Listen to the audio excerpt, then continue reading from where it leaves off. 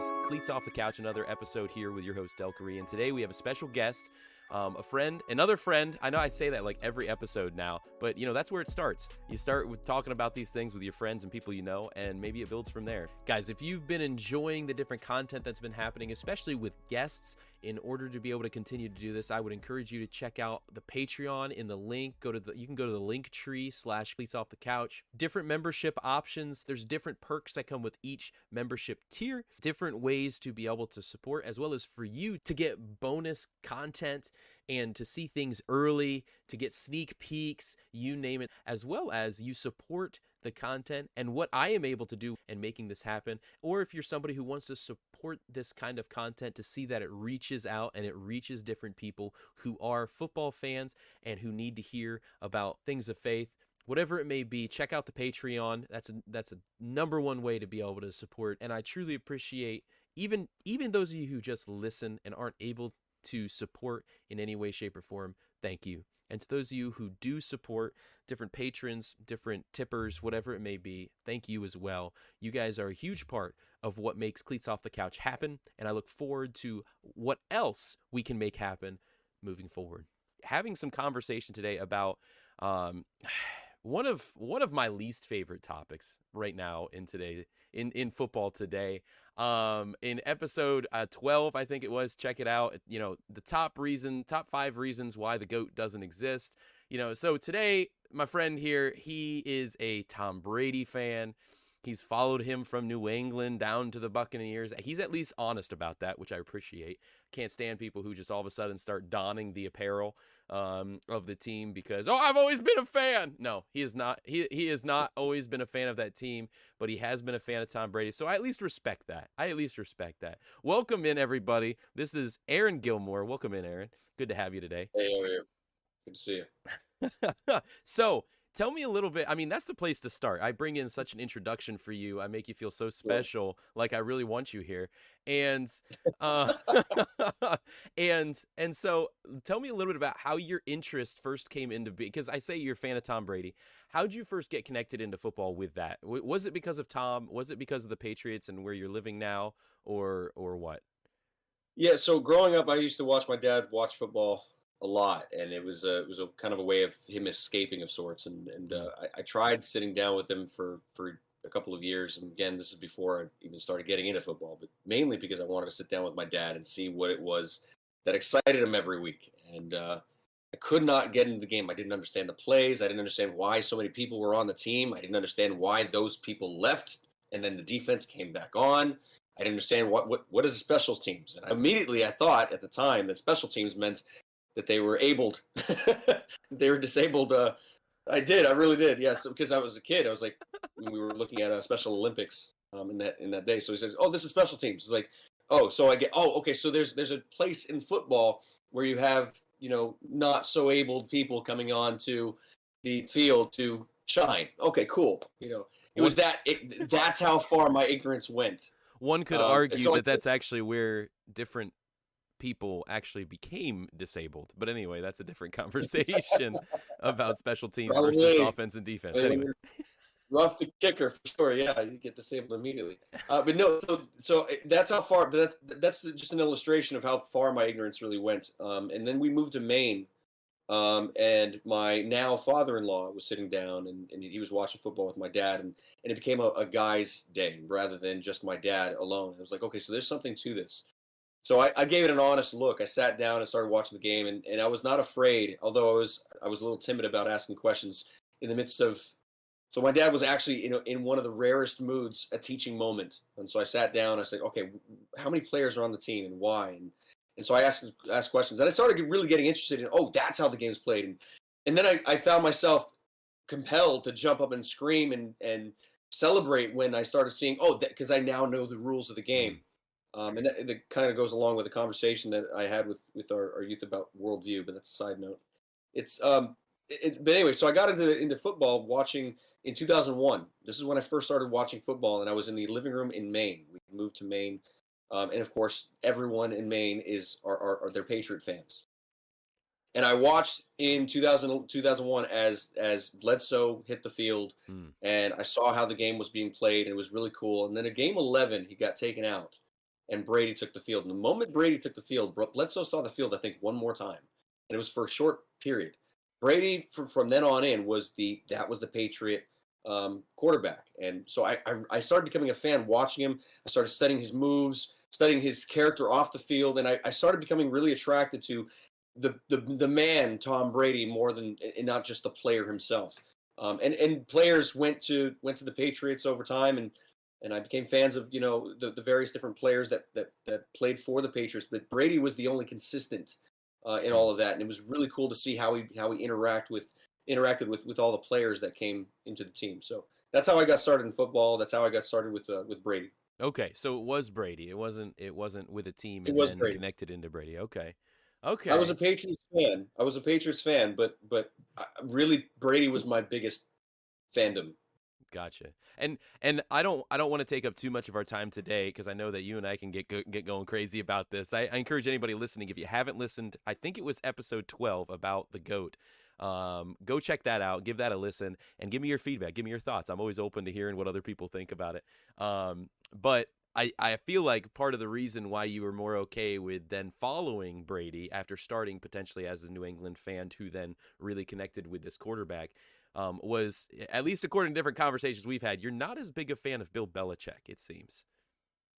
No, so yes and no. So Bill Belichick is a good coach. He is a good coach, but I was not a fan of a lot of the decisions that he made. Some of the things. So he micromanages, I think, a little too much, Mm. and so Brady and others, not just Brady himself. So this is not a, I think Brady should have had his moment. What I'm saying is, there's a lot of members of the team that conveyed the same kind of frustration with this sort of inability to grow, this inability to really see what they were made of. And instead, what Belichick seems to do in his when it comes to his, especially with his offense, he gives them sort of limitations by having them follow rules. Like he kind of keeps them in a box, so to speak. Doesn't really let them kind of be creative and on their own. When Brady went to the Bucks, you saw a vast difference in coaching styles. Belichick was very micromanaging, but Arians, on the other hand, said, "Yep, go ahead, do what you want to do. See what you can come up with." And they tested it, and they went back and forth, and they ended up coming with a really really good offense that ended up winning the Super Bowl the first year after Brady had left the Patriots into that year. So I don't like I don't necessarily like Belichick's style of coaching because there's like I said, a limitation of character and a limitation of an ability for his team members to collaborate and partake into the team. They don't have the same kind of investment. And there's other decisions that came along with why I'm not really a fan of Belichick. I respect him greatly, but the final straw for me was when Brady did leave, and that decision that came, the reasons why that came. Brady wanted to retire with the Patriots, as we'll talk about here later on, because obviously there's new news on that. But Brady wanted to retire with the Patriots, and the common comment was, "Well, you're old. We don't know that you can actually stand longer than a year's to year contract, so we'll just go year by year." And Brady says, "You know what? Forget this. I've been taking pay cuts every year, just about every year. I've been coaching. I've been trying to get the right players on the team. I'm willing to make sacrifices. I've been doing that year in year out to get the right people on the team, which is one of the reasons why I think he's the GOAT, to be honest. Well, one of the reasons anyway. And he ended up leaving because they didn't seem to have the right kind of aptitude or what do you call it, appraisal of his real potential. Hmm. So they let him go because it's a business, and I get it. From a business standpoint, it makes total sense. But from a character standpoint, and even Kraft said the same thing, is this may not have been the right decision to make, and so Brady left for obvious reasons, and we'll talk about this later on. But he might be going back, he might not be. We don't know yet, but I so Bill, actually, we will have to talk about this because I'll be honest with you, I have not seen this news that you speak of. So, and I'm not sure for those listening to this, we're recording this beginning of December. So who knows what could happen by then? But it's funny. It's really funny to hear perspective from different people because I'm somebody who some of the things that you said are actually reasons why I appreciate what happened with the New England franchise and with different things there. I'm looking at it from a coaching perspective and some other different pieces, and so like I appreciate some of the things that you didn't really appreciate, which is really interesting to be able to hear, because for me there's some pieces from the coach and from the GM and from the front office that are so important, and same with the Buccaneers, is that it really does annoy me when people don't take into consideration the fullness of what it looks like to take a team to win a Super Bowl. My one buddy says it very, very well, in the way that he really believes there's really 3 or 4 pieces that have to be in place to be able to win a Super Bowl. You have to have a good coach. You have to have a great front office. You have to have a great front office to put those pieces together. You have to have a good defense, and you have to have a good quarterback. Like those are like the pieces. And if you're missing one of those, it's really hard, not impossible, right? But it's really hard to win a Super Bowl. And one of the things I think, and I kept saying this all that year, I shouldn't say all that year, the second half of that season, as you really saw, because I would argue that Bruce Arians actually, how he handled things with how he ran his offense was trash the first 7 weeks of that year. And you can go back and see, because the way that Tom had been shaped, again, and this is part of my argument for why I think Bill was so good and helped to shape Tom into who he has become, is because he saw the formula that was necessary to help shape him into who he needed to be, with a certain style of system that allowed, like, in 3 seconds he's there, in 2 seconds he's crossing from here to here, like being able to identify those pieces to then strategize against what the defense is doing or going to be doing, where it was so key. When he went to Arians' offense, it was Mike Evans and Chris Godwin, and just throw in my general area and we'll see what happens. Like, it was so undisciplined. And then we saw, coming out of the bye week that year, we saw a completely different offense, because we saw the disciplined offense and the disciplined feel that we had experienced for so many years in New England. And so I see a culmination from the two of them that then took place then because it works. Like, that's nothing against Tom. It's nothing against Bill. It worked. It won how many Super Bowls? You know what I mean? So right. With that, I agree. No, I agree with what you're saying there. So there's a couple things I want to address with what you just said, though. So because you're right, Brady did not just take himself. No one. I was never claiming, and I never will claim, that Brady made it himself. Like, he didn't get there by himself. Belichick gave him a lot of great tools and discipline. I agree with you that while Belichick does tend to micromanage his team, he also highly disciplines them. I mean, it's one of the most disciplined teams that I know of in the NFL. It's quite a feat to watch. And you're right. When he did go to the Bucs, I agree that there was a lack of discipline, and just throw to my general area thing. So Brady was able to bring that into the team that they probably never had experienced before. But I do take a small issue with the idea that Belichick made Brady who he is as well. And I know that's not necessarily what you said at its extension. But if that were true, then how would we explain Mac Jones? Brady was on the team maybe, a year, maybe 2 years before Belichick put him on the field. And then Brady, I mean, the rest is history. 19 years. But he's had Mac Jones for how long? So Mac Jones doesn't have what Brady had. So Belichick can't use Mac Jones the way that he used Brady. Right? So I think there's kind of a catch-22. You need both of them. Yes. And the reason why Brady was that is one of those GOATs is because he was usable by Belichick's standards and methods. Mac Jones doesn't seem to be.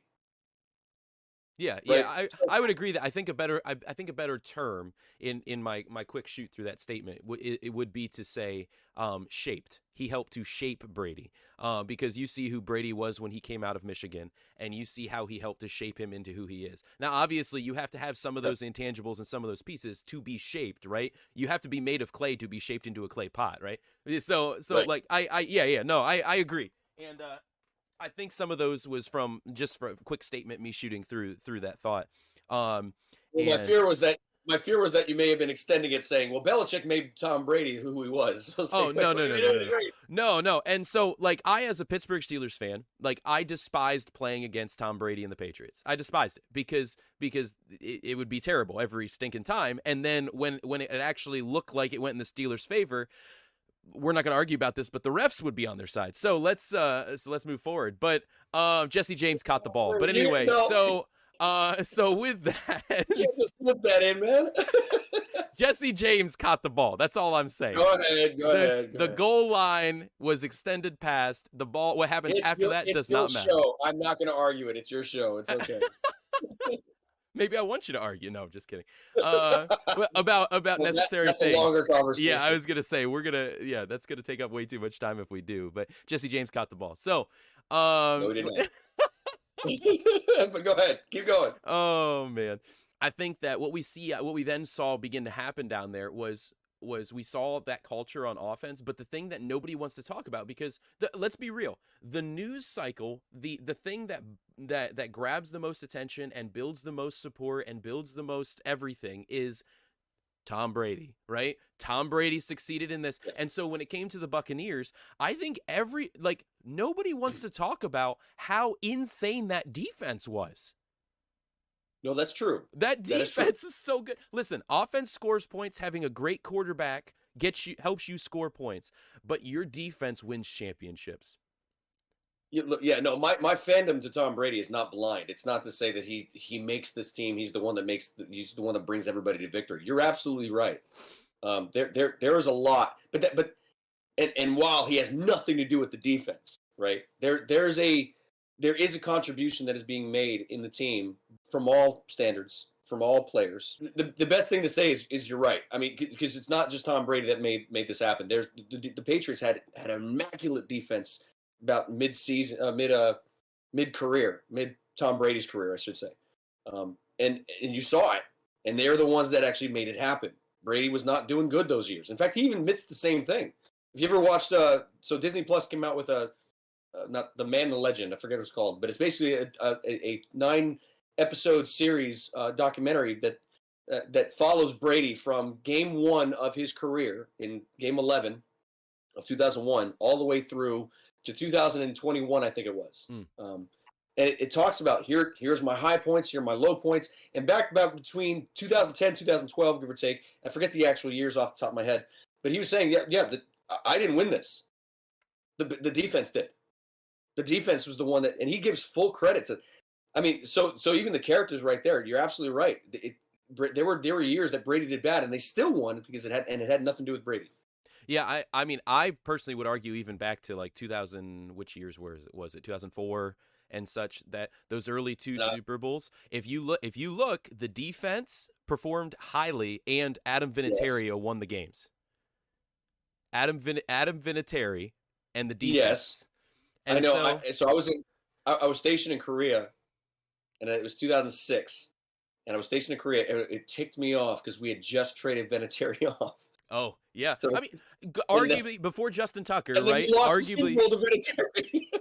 Yeah. So I get it. So I mean, and that's some of the stuff. But again, that's not void of the reality that a quarterback and an offense is necessary in order to be able to get to that point. But as a Steelers fan this year, I can point out and tell you it doesn't matter how good your defense is if your offense doesn't freaking put points on the board. It's true. If your offense doesn't move the ball down the field. Oh, but Vinatieri did not make a kick from a 0-0 scoreboard, right? So Brady had to at least keep up with the defense of the opposing team in order for Vinatieri to even have a chance to make a field goal. Because if it's a 3-point difference that allows you to be able to win, if a 3-pointer is what's going to make a difference between a win or a loss, Brady had to have done something to get them to that point. Really, the offense in general, to get them to that point where Vinatieri would have had a chance to win the game for the team. Not necessarily. And hear me on this. I say this from experiencing this even during this high school football season as a high school coach, because our defense many times had turnovers and scored points, and our offense didn't do squat, and we still won the game. Okay. And so that's what I'm not saying Good. I'm not saying that's exactly what happened, but I'm saying I remember the defense being really good and putting them in great and even some greats from the Yep. from the thousands and such. So that's And all I'm saying. no, I do remember there were a lot of pick sixes in that season. So I get it. Yeah. You're right. So anyway, and that maybe some of this bias comes more nowadays from the fact that I've been coaching a lot of defense at it's at the high school level. I'm not trying to compare similarities between coaching at the high school level versus the NFL, but Right. my mind has become so much more aware and appreciative of defense. And so that other year, just a few years ago, with the Rams and the Patriots in the Super Bowl, everybody's just like, oh my goodness, this was such a terrible Super Bowl and stuff. Well, I mean, that was mainly argued because the Saints should have been in, right? Because that no call in the NFC Championship game where the receiver got completely destroyed before the ball got caught between the Rams and the Saints. Yes. And so, but anyway, I really appreciated that game. And I appreciate it more now thinking back to it because of how much it showed us about defense in the NFL. Yeah, it was only like 13-10 or something, something like that. But we got to see defense matter again. And actually, if you look at the statistics, like over the past 2 years, but especially this year, we're seeing like the average offense has dropped a full touchdown scored on average per game because of how much better defenses are doing. Like when you look at the average offense in the NFL and how much they're scoring per game, the point value is almost a full touchdown from 2 years ago. Wow. That's Yeah. good. So it is really good. It is good. And everybody wants to see points. And don't get me wrong, I love seeing great offensive plays, but come on, let's see some great defensive plays. And if we can't see them in the hit categories anymore because of the rules and the changes of player safety and stuff, now we're seeing heightened athleticism on defense that is completely that's why the edge rushers are so huge now, because the way in which they're doing things, not that they weren't before, but they were big before because they also had the hit aspect and the power aspect, and now there's such a movement and athleticism necessary off the edge, as well as you got to have 5 DBs who can play good ball because the athleticism of the guys on offense. So the game now, and that back to episode 12, top 5 reasons why the GOAT doesn't exist is because one of the reasons that I had in that was because the game evolves. It evolves so much and has evolved so much. You can say this about any sport, and I do say this about every sport. And so when you look at when you look at that as one of the things to take into account as to why you can't just generally say that one person is the greatest of all time, it's because all time is to take every evolved aspect of the game and put it right side by side with each other, and you can't do that. You can't necessarily. Well, no, and I highly disagree with that. So the GOAT term was first coined in 1992, and it was, in fact, I have it right here. It was first coined in 1992 when Lonnie Ali, Muhammad Ali's wife, incorporated Greatest of All Time Incorporated to consolidate her license and her husband's intellectual properties and commercial purposes. And if you know anything about Muhammad Ali, is he the greatest of all time? Would you consider him in boxing to be the greatest of all time? I'm just going to be straightforward with you. I don't know enough about boxing. Oh, okay. I don't know enough about boxing. So the reason why it's considerable is because there's a lot of different variables you have to take into account. Number one is the season in which that particular player is playing, because they're dealing with a certain set of rules that other players today probably would not be playing with, right? Mm-hmm. So boxing has changed, and boxing rules have changed, and so on. And just like football, the rules have changed. When Brady first came on, if I remember correctly, correct me if I'm wrong, it was about 12 games. Now it's 16? So there's a difference in game, the amount of games per season. So obviously if he says, there's most passing touchdowns in a season. Yeah, but you have 4 extra games in your season that you can work with, right? So there are some changes in there. So when we say greatest of all time, in a lot of ways you have to say, okay, which year are you speaking of, right? Greatest of all time with the circumstances and variables that existed at the time that you were playing. So there are differences there. And then you also have to take into account, what position did you play? Are you the greatest of all time in that position, or greatest of all time football player in general? In which case, you're absolutely right. You can't make that statement because you didn't play DB. You didn't play cornerback. You didn't play, right? You're quarterback. You played a specific role, right? So you could say Jerry Rice might have been the greatest of all time wide receiver at the time that he played.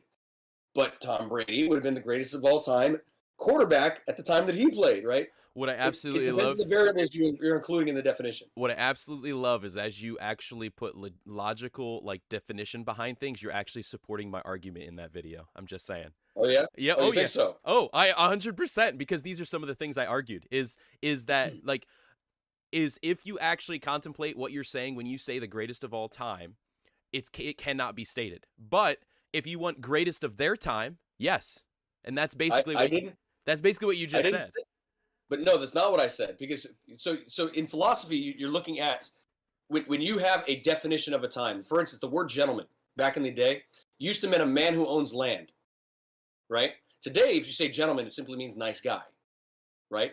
So when I say you're a gentleman, that's debatable, but well, fair enough. You can define how. I know that's not your point. That's not your point. But the point is that gentleman no longer means a man who owns land, right? You could be a scoundrel, a thief, a murderer, but if you own land, you're a gentleman, according to historical purposes, right? The etymology of the word. So when I say, well, you're a gentleman, I have to be very clear. What do you mean by gentleman? What form of definition are you using, right? And so when we say all time, well, that depends. You're a gentleman of all time. Well, again, but what do you mean by gentleman? You're a man who owns land, right? So when I say of all time, it's not saying that for all definitions that have existed throughout time, you are this person. It means of the definition that existed at that time, you are of all time that particular definition of whatever definition we're using of GOAT. So in this case, GOAT of, let's say, 2001, 12 games in a season. The first, you came in game 11 and you saw a huge difference in the way that the team played. As an example, you can bring up the fact that he has, more Super Bowl rings than the Steelers team, right? And you could call hold on, wait. As many. No. He has 6. Steelers, hold on, wait. I looked this up. Hold on, wait. The Steelers have 6. We were the first team to have 6. Right? Brady didn't get 7, did he? I know people are probably laughing. He's like, he's a Tom Brady fan. He should know this. But now I'm second guessing myself. I know the Steelers have 6. Yeah, I know that for sure. But I just can't remember. Does Brady have 7 now? There it is. I thought it was 7. I thought it was 7. Oh, and he does have 7. Yeah, geez. You got me questioning for a minute. Like, wait, it was he has 6 with the Patriots. Yeah, 6 with the Patriots, but then 1 with the Bucs. But yeah, so he has more Super Bowl rings than any NFL team already, automatically, and that doesn't matter how many games are in a season. By the way, already that's a big difference. And so you can say as an example, okay, well, something's different with that. Was he a part of the right teams at the right time? I'm sure somebody like you might claim that, but then we go back to what did he do in order for that to happen? I mean, he's a pretty central part of the team to be a quarterback. So it goes back to how are you defining the term? And if you apply that term across the board, does he still end up becoming the top of that list? If so, it doesn't matter who it is, by the way, then I would say, yeah, you're a GOAT. Muhammad Ali, you're the GOAT for the definition and the circumstances and variables that existed at your time. If you applied that across the board, there's nobody like you.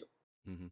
Well, and again, you believe it or not, you are supporting what I had said in that. And so not at all. No, listen to me. So I had emphasized in that the public, if you were to say to the general public the word GOAT, you were to say the word GOAT, what do people think of? Literally the greatest player in football of all time. When somebody says Tom Brady's the GOAT, that's what the general public thinks of. If you were to sit and define terms and stuff, I agree with you 100%.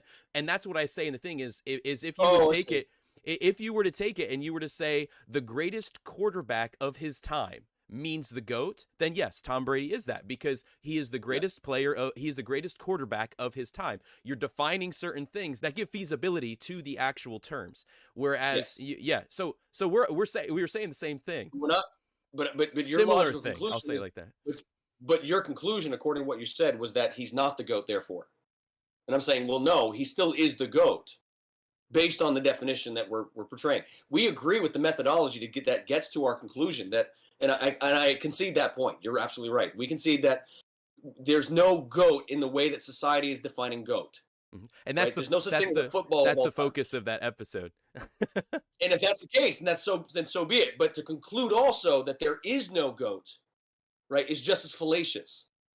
See, I disagree. Right? I disagree, and hear me out on this. Depends on how you fund it. Hear me out on this, because one of the things I emphasize in that video too is you have to define what you mean by success, because to state that somebody is the greatest of all time means that we have a similar understanding of what is success. So you already said that you pointed out the fact of 7 rings. Well, why do rings define? Because if you're looking at an individual in a team game, you have to look at far more than how many rings they have. You have to look at what they're able to apply, because if you look at the capability of a certain player, for example, Dan Marino could be argued as the greatest quarterback of all time because of what he was able to do. But if you were to say to the general public, and you have to remember too that a lot of my conversation with this is to general football fans, right? Like when you say the word GOAT, what comes to your mind, and then addressing that. It's not necessarily let's define down exactly what this would look like. But with the Dan Marino piece, if I were to claim and really look at the pieces of, you have to define what you mean by success and what you're able to, okay, so what is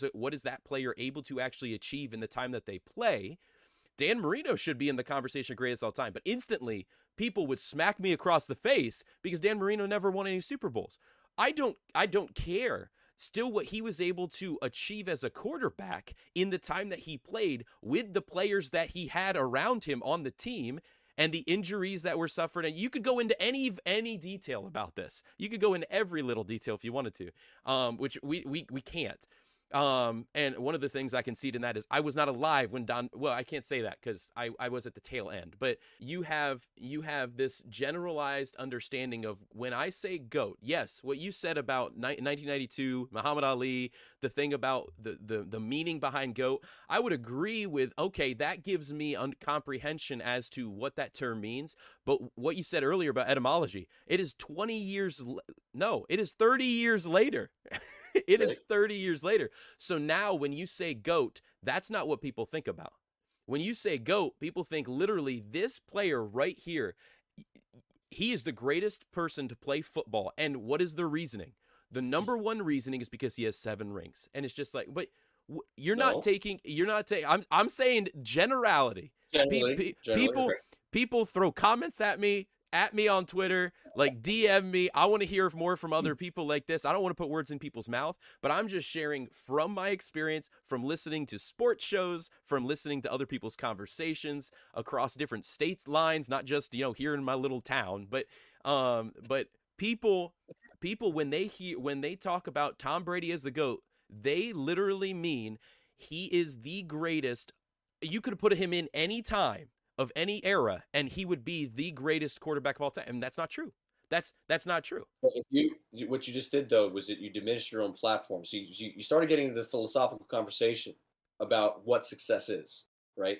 And by doing so, you actually made an existential argument that diminished even success existing. So the moment you said, well, it depends on how you define success. Why should 7 Super Bowl rings define success? Why should the many different records that he's broken, how should that define success?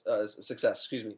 So when you diminish the qualities that are taken in order to define success, so that there's no qualities anyone could really agree upon, right?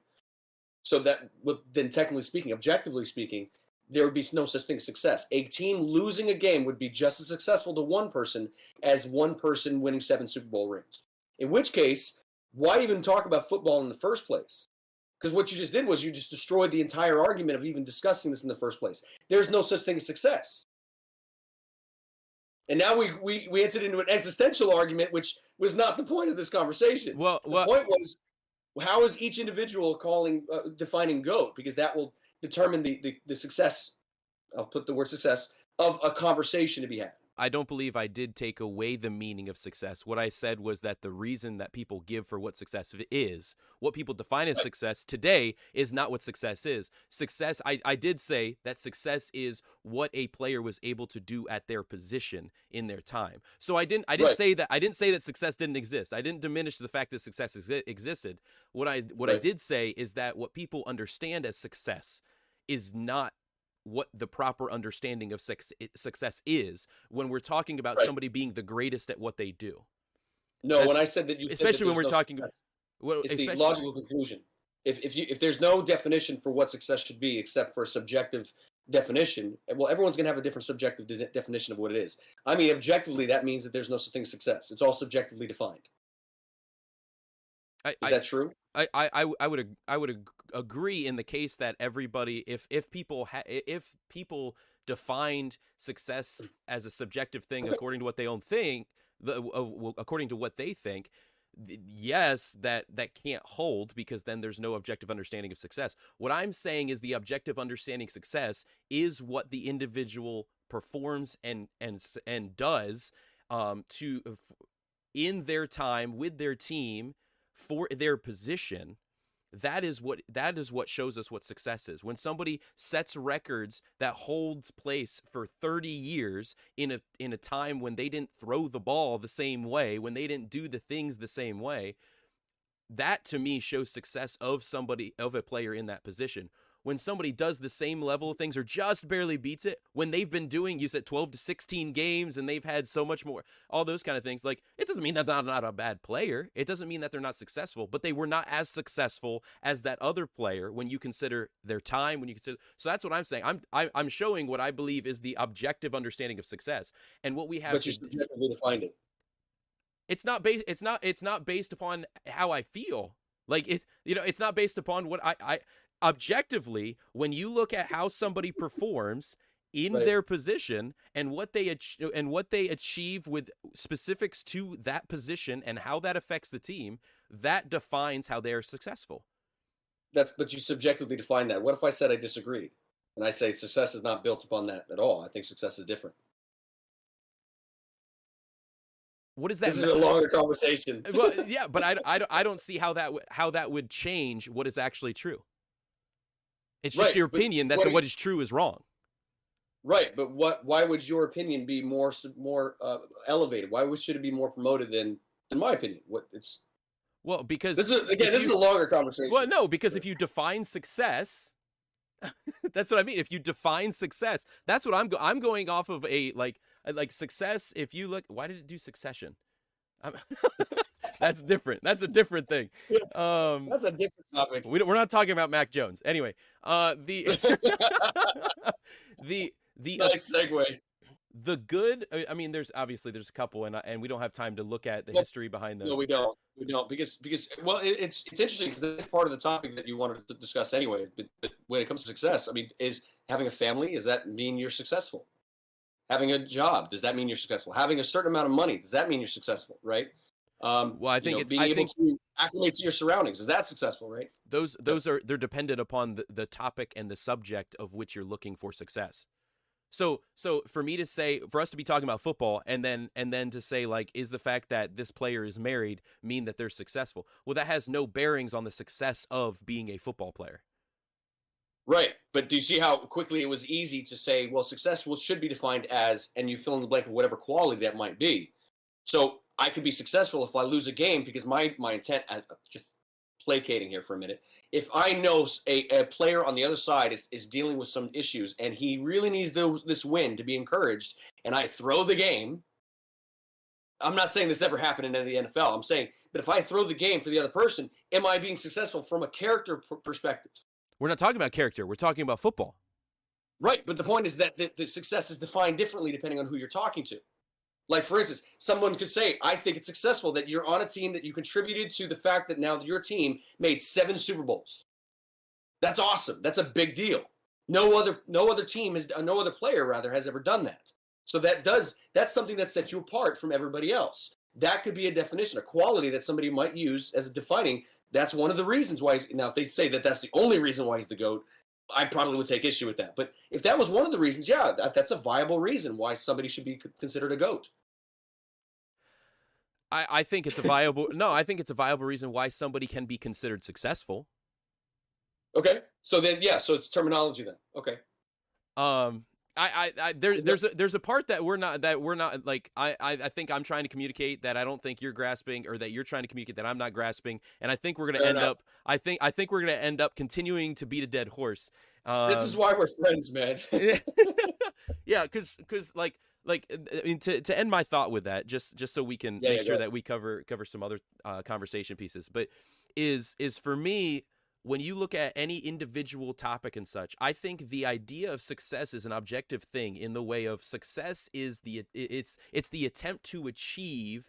And specifically, when we're talking about success in the topic of being a GOAT in football, being the greatest of all time in football, in my thought, and in what you defined for yourself as well, the greatest player of their position in their time, right? Being the definition of GOAT, then what you're looking at for success is the attempt or achievement, the aim or attempt to achieve the highest of opportunity, the highest of levels, the highest of, I don't want to use Mhm. achievement again, but within what you are doing specific to that. So your character in that situation is not a part of that success. Like No, it's not. you I can agree. be the most immoral person, but still be the greatest football player of your position of your time. You know what I mean? Like Yeah, you could still be an Ndamukong Suh and be a dominant defensive lineman, but still be a piece of trash. Like it's right. just so that's what I'm saying. Like for me, I'm looking at black and white, like this is the tunnel vision of understanding success. And that is an objective thing that you can use across any subjective topic, Yeah. anything you want. I think that's what I'm trying to And portray. I agree with that. But and I totally agree with that definition. My only stipulation was that the end of that tunnel, the destination that each person tries to achieve, each person is going towards, that destination is different for every person, Hmm. right? And so therefore there's no subjective definition of success. Even though I agree with the tunnel vision idea that you presented, that totally makes sense. Success is being able to achieve whatever end you're trying to achieve. But whatever you're trying to achieve is going to be different for each person, and that's where it becomes slippery to be able to Well, define. and I think that's part of my argument in that video, is understanding that there are, like, when you look at the end of the tunnel, it's not just whatever I choose or you think Yeah, or whatever. It's yeah, literally yeah, based yeah. upon, no, as a quarterback, if I'm going to be the greatest quarterback of all time or of my time, and therefore fulfill this idea of being the GOAT, I was able to do the most and complete the most as this position. Well, it has to be Right. pertinent to that position. It has to do Agreed. with how smart I was, how I led, how many, what my completions, how much yardage I gained, how many touchdowns, what I was able to do, all those things. Having a ring comes into that play, but I don't think it eliminates and discounts what somebody else was able to do with those other things. And so that's what I'm saying, is like, specific to the position, there's obvious markers of what it looks Hmm. like to be a good quarterback. That's what I'm Hmm. looking to. I And absolutely agree. so And you actually made my argument for me. I guess what I'm trying to do consistently in this, when people Yep. talk about this, is get them to think, like, stop thinking about what you feel about this guy and like, oh my goodness, he was able to do this. Agreed. Okay, that's cool, he was able to do that, but think about the details of this, and nobody thinks that way. Nobody thinks that way. And No, no, I agree. I I say that absolutely because agree. to get people to actually think through an itemized list of understanding and comprehending why a certain player, or what you're actually arguing when you say GOAT versus when I say GOAT, and what you're actually meaning by the success of a certain player and stuff like that. Like, that's too much headspace for a lot of people. And I Yes. get that, and I have to Too constantly, much like, to do. Fair enough. but for people to flippantly then be like, oh, he's the GOAT, it's just like, do you even understand what you're saying? Do you That's comprehend? fair. Do you If you want to comprehend? send me that link to the article, and I'll read it after this is over. Oh, it was, I haven't read it. what article are you talking about? The article you talked about with week 12, I think it was No. about. I'm talking about a previous episode that I recorded, talking about the Oh, top 5 reasons. It's like episode 12 of the podcast, episode 13, okay, something like yeah, that. I'll look at it. Okay. So, I don't remember a lot of it. It was one of those ones that I kind of rambled about it because I've talked about it a lot, and I kind of just threw it out there, and I was just like, wow, this kind of falls into place of just basically I don't say number 1 this, number 2 this, but you can hear as you go through, like, oh wow, there's Yeah. like 5 main things that point out and stuff like Okay. that. So Yeah. anyway, I didn't get into it as philosophically as we just did. because I don't think that's what the general public does. No, I agree. And I so apologize. No, we probably went no, too no, deep. no, no, no. I enjoy it, and I think part of anybody listening to a podcast is knowing that, if they listened and heard not despise, but if they heard that I was like, I hate that I'm doing this episode right now. If they heard that in my voice, I don't think that, I think part of the reason people listen to different episodes is because they can tell that somebody genuinely enjoys what they're doing and talking about. And that's, like, and for me, like, sometimes it's just like, I know what I want to say. I know what I'm thinking, but I may not be able to clearly get it out. And sometimes I enter this place of like the 70-year-old who told the same story all their life and is forgetting pieces and just getting angry because they know the story, but they can't communicate it. That's how I feel when I get these certain thoughts. And it's just like, okay, no, I see what you're saying. And no, that's not what I meant. Like, how do I get this out? So that's where I find myself, and so that's why I appreciate conversations with yourself, because I know that how you process through and think through, it helps me to realize, well, no, okay, yes, like I agreed that, but I want you to understand what I was trying to say because I didn't communicate it right, that kind of stuff. It helps me to better verbalize and actually communicate. In your defense, that was a part of the topic that was not really prepped for on either side, so I totally get it. No, that's very true. Maybe a lot of that'll be bonus stuff. I don't know, but but I should probably check right now. How are you still good with a little bit of time? Okay, all right. I just want to make sure because we spent a lot of time on that, and I'm happy we did. We did. Because instead of me having a 20-minute episode, it was only like a 20-minute episode, like episode 12, so it's also short listening. But instead of it just being me on the mic talking about my thoughts, it's nice to be able to get feedback and thought back. Like, no, I disagree with that. I would have. Oh well, what about this? And well, no, this is what I meant. And it's nice. It's really nice. No, I really do appreciate those. I say the word conflict. That's probably too strong of a word, but in definition, I like those kinds of conflict because there's an old Sun Tzu quote. You don't know your enemy until you fight them, right? And so there's and not that you're an enemy, but that the point is that you really get to know somebody in conflict, right? You get to know them because anyone puts a face out, but in conflict you get to be able to see what are your true intentions, what are your true behavior and mannerisms, and what are your true beliefs, what are your true desires, right? And it allows you to get closer. And then in the conflict, if you do it right, it actually presents a safety, like what we just did today, just now. It presents a safety that, you know what, I can be vulnerable, I can be raw, and here's who I truly. And it actually, I think it grows that friendship in ways that I really don't think that we're seeing today often. So I appreciate conversations like that with you as well. No, because I can hit this little red button right here on my screen, instead of actually having difficult conversation, right? All right. Well, that was enough of him today. No. Never inviting him back. Yeah. I hope you've enjoyed the conversation that has taken place so far. If you have, please like, follow, subscribe, leave a rating, review, 5-star, share, retweet, whatever it is.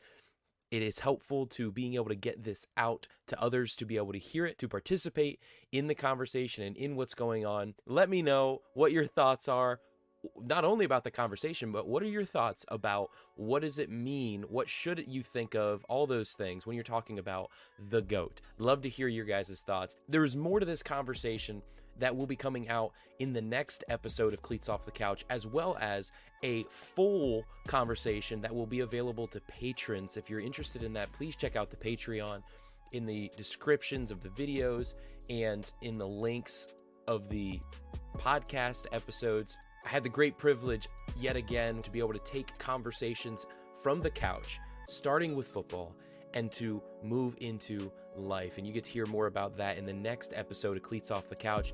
And until then, this is Delcary reminding you to keep your cleats off the couch. Peace.